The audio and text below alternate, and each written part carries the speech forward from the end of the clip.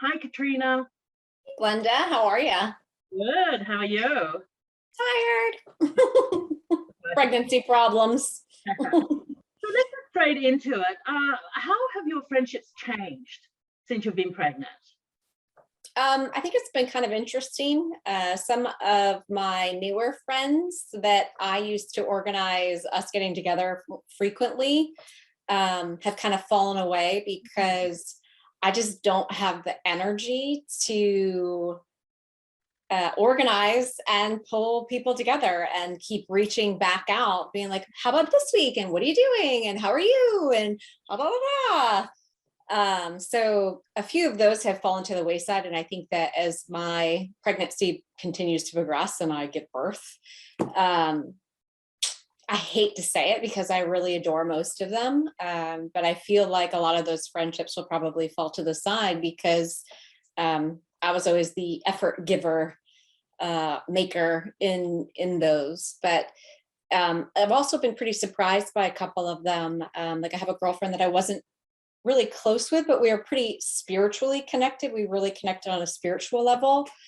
And she got pregnant a few months before I did. And what's been really amazing is that she'll tell me what's coming and she'll tell me what to buy and what not to buy, which is, yeah, because, the second you announce you're pregnant on social media, everybody like me in the marketing world puts out all these really great ads that you get inundated with pregnancy products. So it's a little overwhelming. So I'm really grateful for the closeness that she and I have developed since we've both been pregnant together.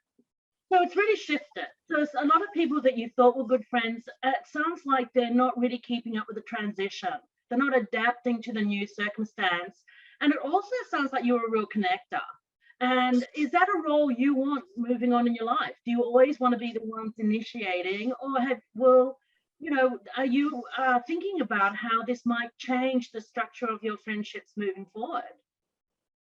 That's a really interesting question that I have no idea how to answer. I really have always been a connector, especially being that, I've been in business for 17 years. I'm always connecting people, for my own benefit and for, the benefit of others. So I think that kind of just comes really naturally to me, but I have a feeling that my priorities are really going to shift, and that might make that shift for me as well. So I have no idea. I guess we'll just see. I guess it's hard to say, but I think that with essential friends, they're the people that go through all these life transitions. You might go back to the friends who, you really enjoyed having, but if they're not going to make this transition, what is it going to be like when you do have a child? And a lot of your attention is going to be around that child for a very long time. So let's go back to the person that you were surprised showed up. You said you had told me before that a couple of people had showed up. The one that was just a little bit ahead of you that could really share resources. And then there was another one was buying you a lot of baby clothes and Yeah.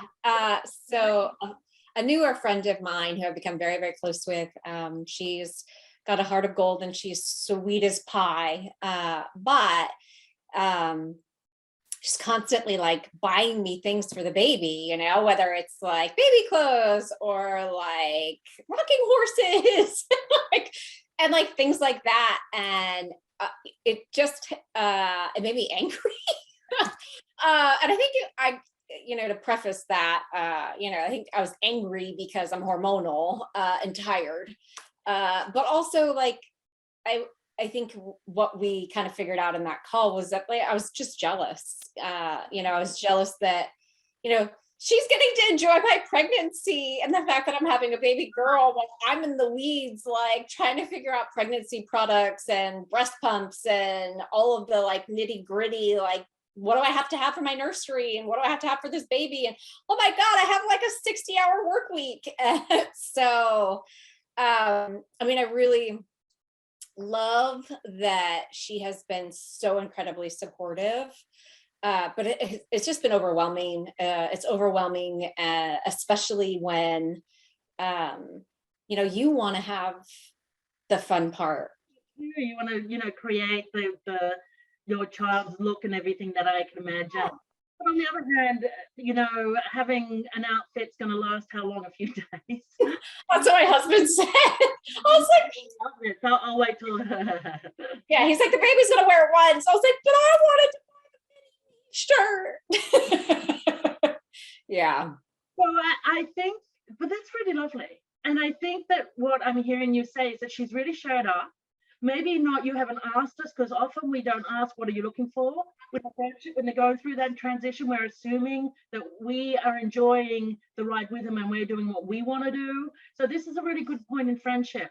Ask if your friend's going through, whether it's a wonderful journey such as a pregnancy or something more damaging as a divorce, ask them what their needs are, because you might probably need help more in getting groceries or other things, foot massage, I don't know, but they're the kind of things you would really love from your friend, rather than her taking the initiative. But the fact she has taken the initiative is really lovely too, because she's really thinking about you. She's really being part of the transition. So do you think you can have a conversation saying, I love all what you're getting me, but I would also like this, and that would be very important to me. Do you feel comfortable saying that to her so she could kind of so no. But what I did say was, because she's also giving me things, because she has kids, and small kids. So one day she's like, oh, I can bring over, the pack and play. And I just cleaned it all up for you. And I was like, no. I think my first response, I was like so overwhelmed. I was in the middle of a busy work day, and things weren't going right with the nursery, or I don't know, something was up. And I was just like, no. And then I took a breath and I was like, oh wait, I better clarify this. So I was like, thank you so much. I really appreciate it. But can it wait? Like, I just have way too much on my plate, and I just can't even pack one more thing into my life, into my house, into a room. Like, I just need some space. Well, that's so you set a boundary. You're saying at this point, let me be the initiator. Let me initiate what I'm looking for in my life. And how did she respond when you said that? Sure.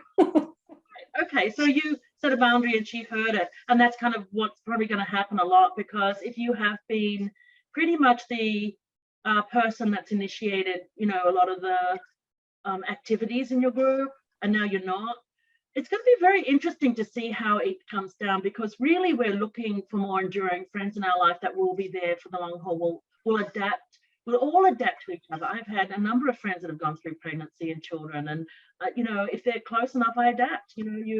I do the baby shower, or I look after the kids when they have to go to the shop, shops, things like that. I'm part of their solution, and they're co-breeding, as I like to say. You always need that auntie to help with those things. So make your friends your co-breeders in an auntie way. Just give me one just quick bite about what you've learned about friendship during this period.